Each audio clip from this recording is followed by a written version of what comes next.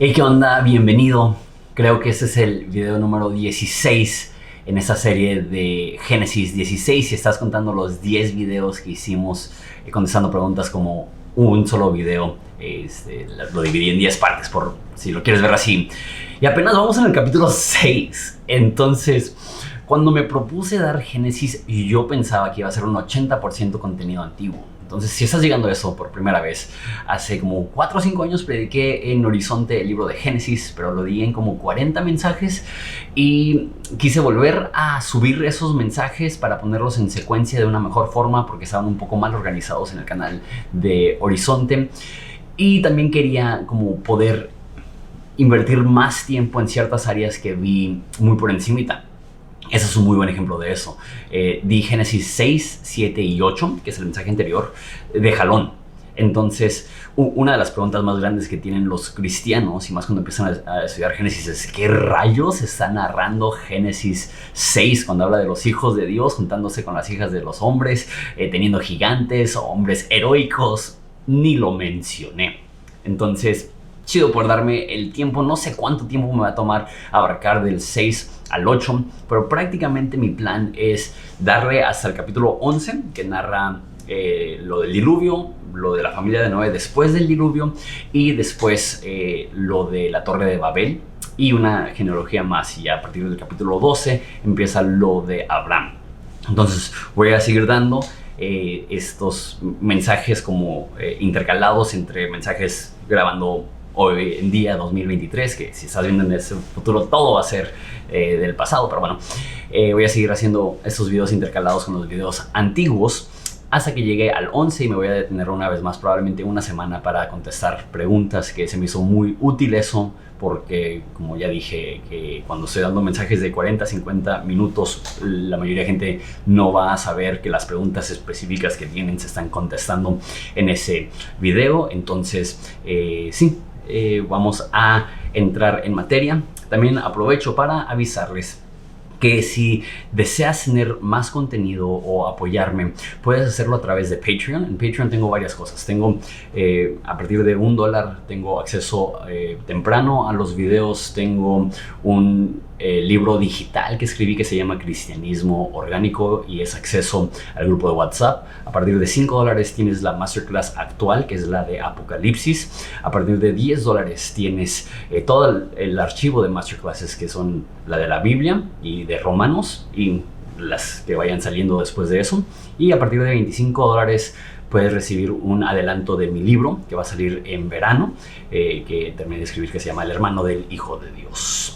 Ok, entonces vamos a leer Génesis 6 del 1 al 8.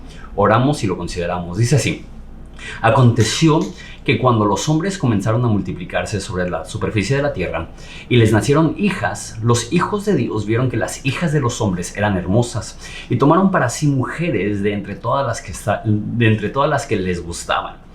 Entonces el Señor dijo: mi espíritu no luchará para siempre con el hombre, porque ciertamente él es carne. Serán pues sus días 120 años. Había gigantes en la tierra en aquellos días y también después, cuando los hijos de Dios se unieron con las hijas de los hombres y ellas les dieron hijos. Estos son los héroes de la antigüedad, los hombres de renombre. El Señor vio que era mucha la maldad de los hombres en la tierra y que toda la intención de los pensamientos de su corazón era hacer el mal siempre. Y al Señor le pesó haber hecho al hombre en la tierra y sintió tristeza en su corazón. Entonces el Señor dijo: borraré de la superficie de la tierra al hombre que he creado, desde el hombre hasta el ganado y los reptiles y las aves del cielo, porque me pesa haberlos hecho. Pero Noé halló gracia ante los ojos del Señor. Oramos. Padre, te damos gracias por la oportunidad de considerar tu palabra en este texto tan polémico y tan lleno de dudas y preguntas. Te pido que nos ilumines, porque más allá de qué significa el Nefilim, o qué significan los hijos de Dios, o qué significan las hijas de los hombres, hay un mensaje más importante, y eso es qué es lo que estaba sucediendo previo al diluvio, que provocó el diluvio, y cómo podemos aprender acerca de eso para nuestro propio momento en la historia. Te pido que nos llenes de gracia para poder entender esto, así como Noé halló gracia en tus ojos. Te pido que también nosotros hallemos gracia de tus ojos. En nombre de Jesús. Amén. ¿Qué tan malo es el ser humano hoy en día? La postura más común dentro del cristianismo probablemente es la postura calvinista, que el primer punto de la teología calvinista es que el hombre es totalmente depravado. Y un versículo 1 que leímos es el que usan para defender eso, donde dicen que toda intención de los pensamientos del corazón del hombre era solo hacer siempre el mal. Entonces, los calvinistas toman eso como la condición actual del ser humano. Ahora, yo creo que este pasaje no está haciendo una observación de la condición humana siempre, todos los tiempos. Y les pido perdón también por el sonido. Acaba de pasar un avión, acaba de prenderse el aire acondicionado de trabajo, y les avisaré en un video futuro que estoy haciendo trabajo, pero de trabajo me toca viajar de repente, y cuando estoy en casa también prefiero darle preferencia a mis hijos. Entonces cuando viajo casi siempre estoy grabando. Entonces ahorita muchos videos van a salir en hoteles, entonces es un poco más difícil controlar el sonido. Pero bueno, hay gente que cree que esto es un indicador de cómo es el corazón humano siempre, en todo momento. Es solamente y únicamente hacer el mal. Si ves el libro de Génesis, a mi parecer, está narrando lo opuesto. Que Dios creó al hombre perfecto, sin mancha y sin pecado, y que el hombre, generación tras generación, se fue desviando cada vez más y cada vez más, hasta que había un desvío absoluto. Pero no que era así todo el tiempo para todas las personas. Entonces, muchas veces vemos a Caín como el prototipo de la humanidad desviada o maligna. Sin embargo, solamente llevamos 6 capítulos y es muy evidente ver esa secuencia. Adán y Eva pecan, y eso lleva a su hijo a pecar de un modo más trágico, cometiendo un homicidio, y luego evoluciona a Lamec, presumiendo que mató no a una persona, sino a 2 personas. Y después, justo después de Lamec, da en el capítulo 5 la genealogía, pero Lamec fue en capítulo 4, justo después de Lamec, llega y empieza diciendo esto, que se está multiplicando, y en ese sentido como de secuencia llega a decir eso.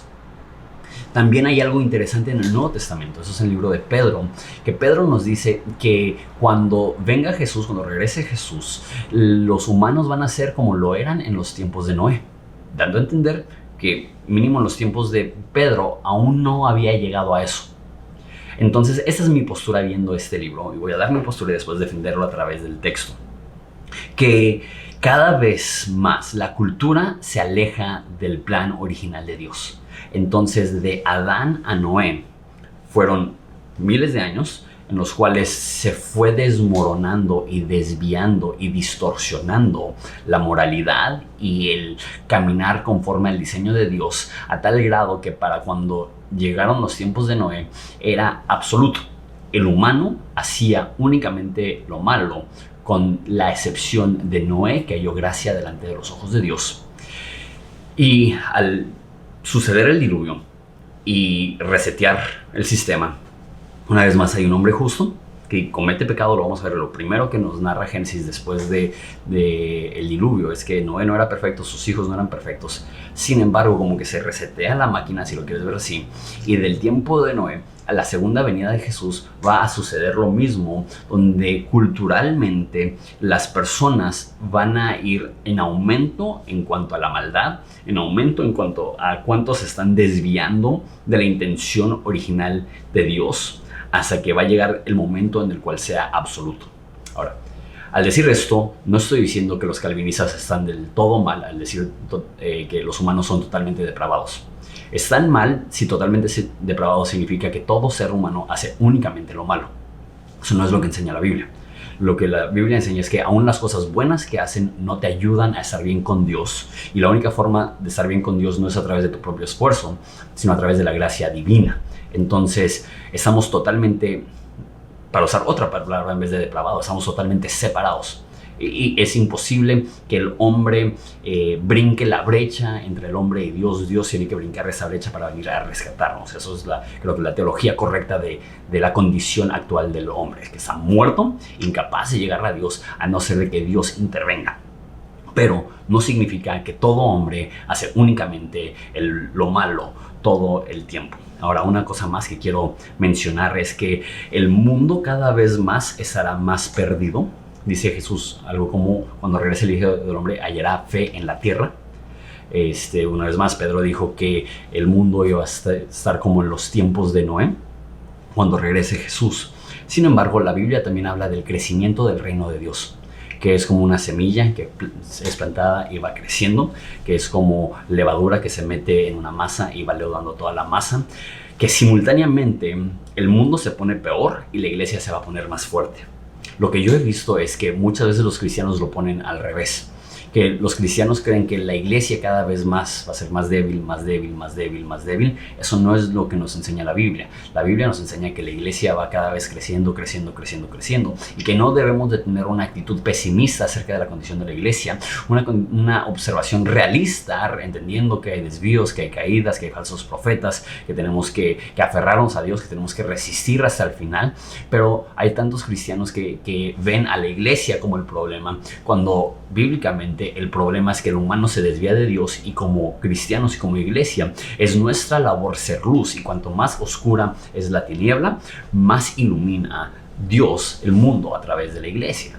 Dice que nosotros somos la sal de la tierra, que nosotros somos una ciudad puesta en lo alto.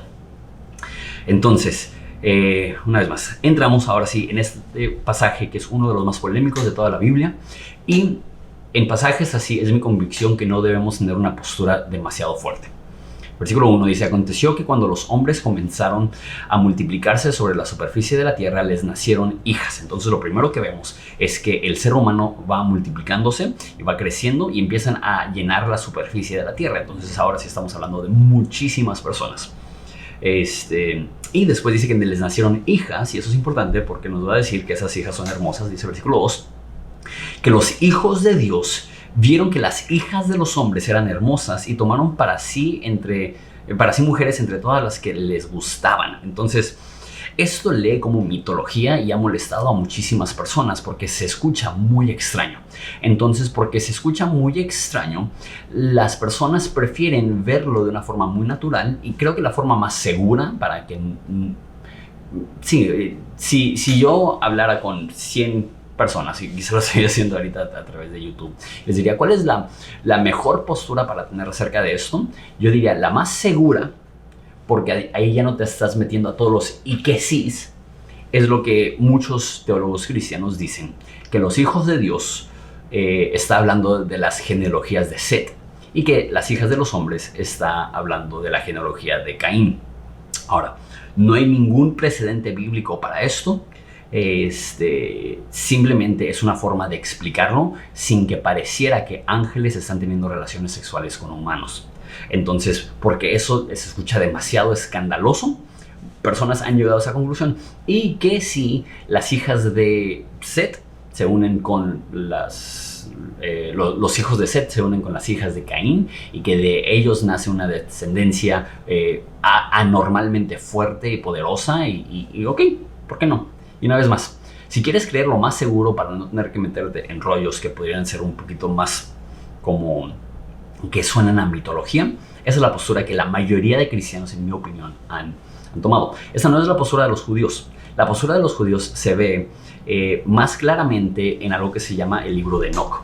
Y como digo, cuando terminemos capítulo 11 voy a hablar más de esto, porque mi plan en este video no es explicar 100% a fondo este versículo, sino el pasaje completo, lo que nos está enseñando.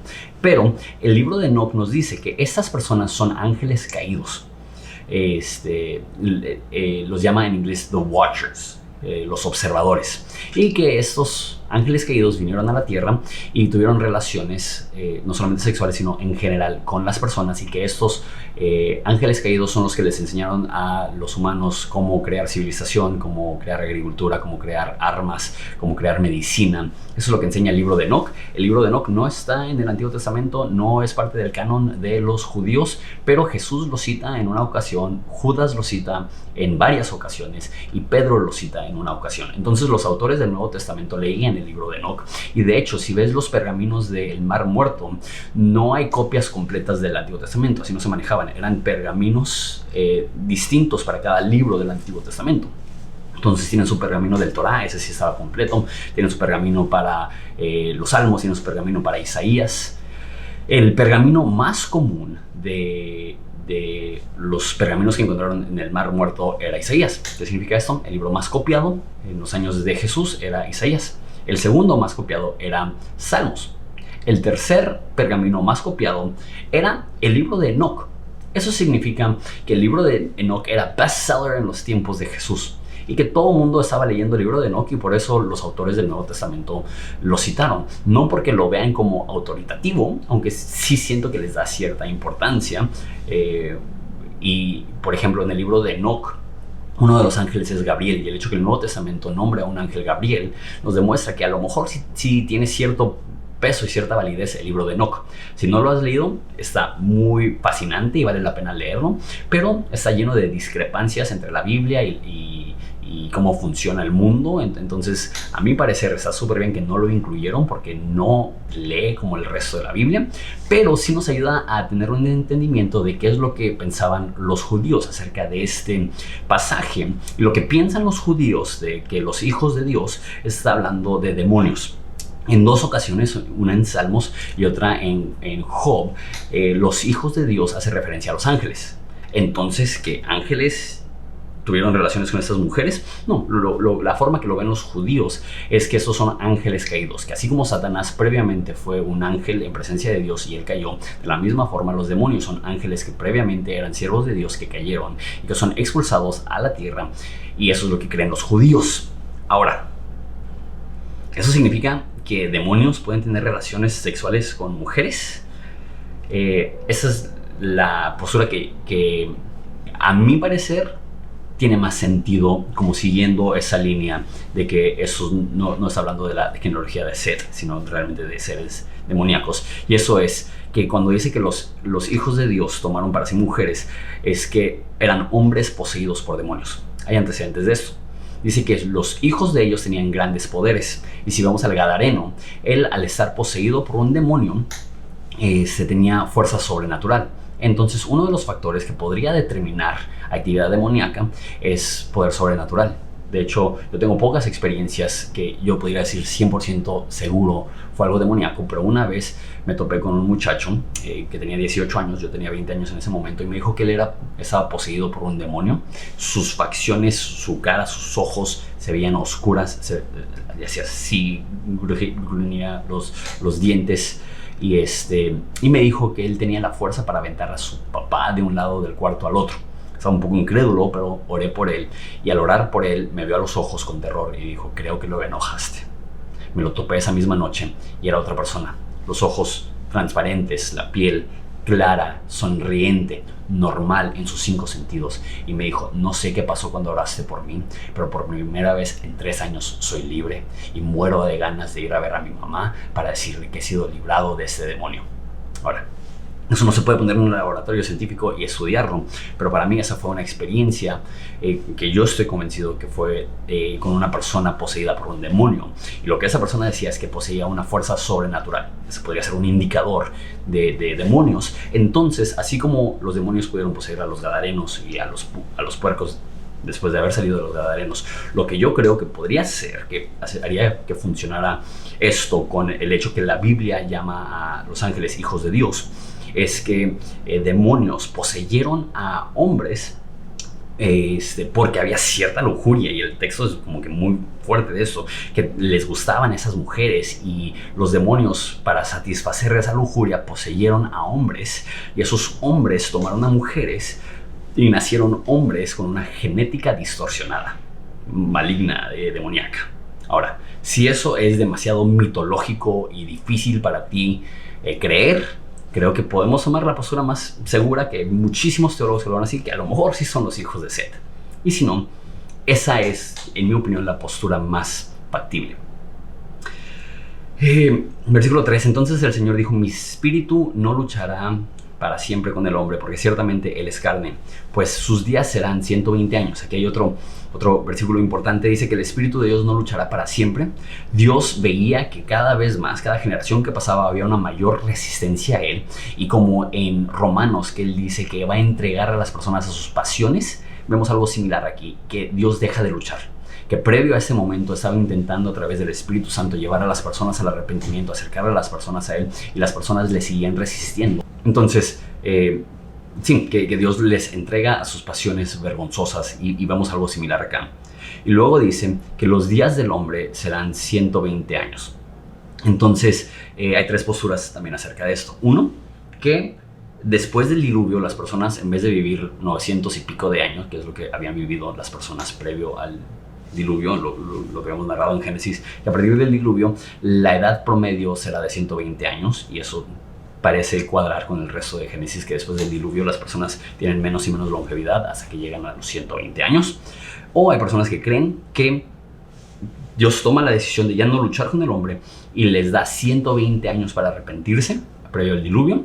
O la tercera postura es que tomó 120 años construir el arca. Lo más probable es que esa última postura no sea cierta, porque cuando Dios le dice a Noé que construya el arca, ya habían nacido sus 3 hijos, y nos dice después del diluvio que sus hijos tenían 100 años. Entonces, si ya tenía los 3 hijos, no pudieron ser 120 años.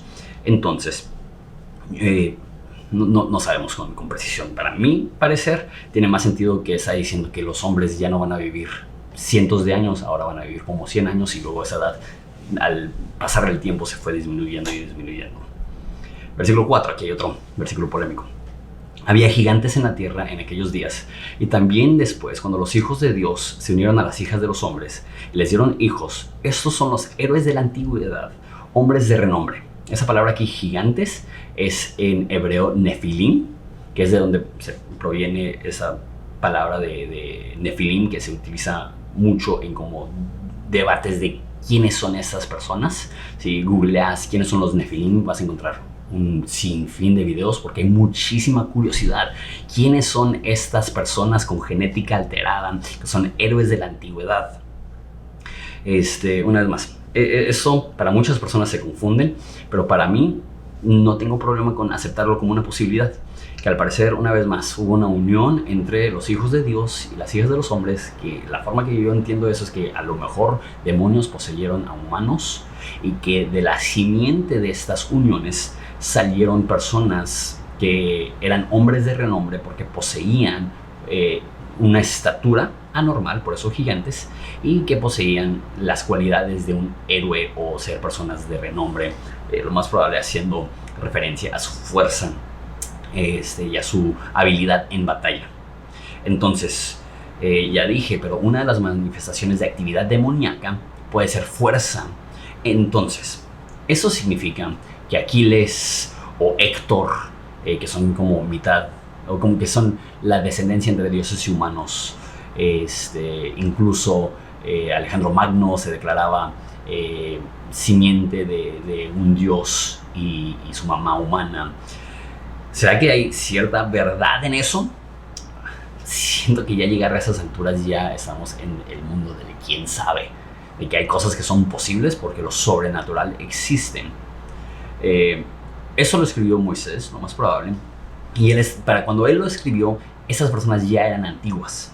Entonces lo más probable es que esa es la explicación que da Moisés para las leyendas de Mesopotamia, de Egipto y de Sumeria, de los hombres que eran mitad Dios, mitad hombres. Y dicen, eso es lo que sucedió. Ahora, si la Biblia dice que eso es lo que sucedió, una vez más, sabiendo que hay más de una postura, es posible que la forma que la Biblia nos enseña a ver esos seres mitológicos es que quizás sí existieron y operaban bajo una fuerza malévola, y eso les permitió tener su estatura, fuerza y habilidad en batalla anormal. Y creo que esto sigue siendo una realidad. Creo que personas hoy en día pueden ser poseídos por demonios y hacer grandes actos, no con una fuerza natural y no con una fuerza divina, sino con una fuerza demoníaca. Hay muchas personas, y sé que eso ya entra en cosas como que bien polémicas y oscuras, pero yo sí creo que hay personas que le deben su talento a una influencia demoníaca. ¿Cuántas personas no hablan de haberle vendido su alma al diablo? Y aunque una vez más eso suena tan fantasioso, si tu cosmovisión la pinta la Biblia, es posible que haya validez en algunos casos de esto. Obviamente en algunos otros casos es morbo y es personas utilizando eso para generar interés en su contenido o lo que sea. Pero yo sí creo que hay la posibilidad de que entre políticos o artistas o personas de renombre o personas de influencia pueda haber una influencia satánica detrás de eso, como lo hubo en esos Nefilim. Okay. Es lo último que voy a hablar acerca de eso por lo pronto, pero ya que terminemos el capítulo 11 voy a entrar otra vez y voy a hablar en más detalle de los pasajes del libro de Enoc. Voy a hablar acerca del libro de Enoc en general, voy a hablar acerca del Nuevo Testamento y su postura en cuanto a esto. Eso es solamente por encimita. El Señor vio que era mucha la maldad de los hombres en la tierra y que toda la intención de los pensamientos de su corazón era solo hacer el mal siempre. Una vez más, esa es la postura de calvinistas que creen que esa es la condición normal del hombre. Pero lo que yo veo es un proceso de contaminación en el ser humano, que la humanidad del tiempo de Adán a Noé se fue decayendo. Y de la misma forma, de Noé a la segunda venida, cuando Jesús llegue como juez justo, será la misma condición. Eso es importante, por lo que dije en el video pasado, que cómo podemos tener fe que Dios es bueno y creer que Él mató a todo el mundo en un diluvio. Y la justificación moral que da Génesis, ya tú decides qué opinas acerca de eso. Yo prefiero creer en Génesis que creer mi propia noción de qué es justicia y qué es correcto o incorrecto. Es que la justificante para lo que Dios hizo con Noé y la justificante para lo que Dios hará en el fin del mundo al venir a juzgar a los vivos y a los muertos es dos cosas. La humanidad era una de continuo y únicamente mal, y dos, les dio 120 años para arrepentirse. Nos dice Pedro una vez más que no era predicador de justicia, que les estaba dando Dios la oportunidad, así como lo hizo con Canaán por 400 años. Ellos sabían que era una tierra que Dios le había prometido a la descendencia de Abraham, y ellos vieron cómo salieron de Egipto, ellos vieron el poder de Dios, ellos sabían que iban a reclamar su tierra, y Dios les dio la oportunidad de dejar esa tierra o de arrepentirse y de seguir a Yahvé, y decidieron no hacerlo. Entonces Dios permitió la destrucción, o incluso mandó la destrucción. ¿Por qué? Porque la maldad de esas personas ya había sido tan concretada que la respuesta de Dios para seguir siendo un Dios justo fuera destruir. Ahora, odio esto. Hay cosas del cristianismo que no entiendo, hay cosas de la Biblia que no entiendo, pero una vez más, me humillo yo y veo la Biblia y digo, tú mandas a enaltecerme yo y decirle a mi lógica, tú mandas. Eso simplemente es la forma que la Biblia explica cómo Dios pudo haber destruido a la humanidad. Y también versículo 6 dice, al Señor le pesó haber hecho al hombre en la tierra y sintió tristeza en su corazón.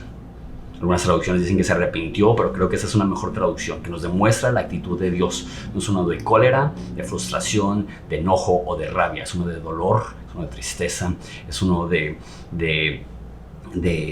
pesadez en su corazón. Le pesó haber hecho al hombre. Él vio la condición del hombre y sabía que el hombre no había sido creado para llegar a esa magnitud de maldad. Le dolió. Dios no ejecuta juicio con coraje, lo ejecuta con tristeza. Sí, o sea, siento que el mensaje anterior que di ayuda a pintar el problema moral que es esto para nosotros. Pero, una vez más, cuando nuestra perspectiva de moralidad no empata con lo que la Biblia nos enseña, yo prefiero ceder y decir, no entiendo, pero decido ver el resto de la Biblia y entender el poder de Dios para decir, yo no soy Dios, Él sí, mis caminos no son sus caminos, y mi mente caída de 3 kilos es incapaz de entender toda la magnitud de los misterios de Dios. Acabo de leer hoy en Deuteronomio que lo secreto es de Dios, lo revelado es para nosotros. Para mí eso entra en el rango de lo inentendible. Pero, dice, entonces el Señor dijo, borraré de la superficie de la tierra al hombre que he creado, desde el hombre hasta el ganado, los reptiles y las aves, porque me pesa haberlos hecho. Pero Noé halló gracia ante los ojos de Dios. Esa es una señal del Evangelio, que el mundo estaba perdido, pero Dios decide mostrarle gracia a un hombre. Gracia denota que no fue gracias a la rectitud de Noé. Veremos en el próximo versículo, en el próximo mensaje, que Noé sí era un hombre justo, era un hombre recto. Muchas traducciones dicen perfecto, pero perfecto significa simplemente como alineado con Dios. Entonces, en un mundo desviado, genéticamente alterado, demoníaco, este hombre sí decidió obedecer, pero el orden es: haya gracia, y por eso es obediente. Que Dios es un Dios que aún en los momentos más oscuros salva. Y lo hizo con Noé y lo hará con la iglesia. No es una figura de la iglesia, que así como Dios rescató a Noé del medio de la maldad de ese momento, de la misma forma Dios rescatará a la iglesia de la maldad de este momento. Y que Dios vendrá a juzgar a los vivos y a los muertos y establecerá un reino junto con la iglesia. Sí, Noé es una imagen de la iglesia, de cómo Dios es un Dios que aún en medio de la maldad más terrible puede salvar, puede rescatar. Entonces déjalo lo bajo no solamente a la iglesia, sino a ti. Tú puedes ser esa persona que encuentra gracia delante de los ojos de Dios, no por tu esfuerzo, sino porque tenemos a un Dios que es tan grande en misericordia y verdad, que aún que estamos rodeados con maldad y perversión y oscuridad, que progresivamente se está poniendo peor, la iglesia y tú como individuo puedes encontrar gracia. Sé que eso es un mensaje incompleto porque hay mucho más que hablar, pero también no quiero tragar más de lo que podamos masticar. Entonces ahí lo vamos a detener. Una vez más, si este contenido te ha sido de bendición, ayúdame a compartirlo. Si puedes dejar una reseñita en Spotify o en iTunes, o si puedes dejar un like o un comentario en YouTube, ayuda al crecimiento de este canal. Dios te bendiga.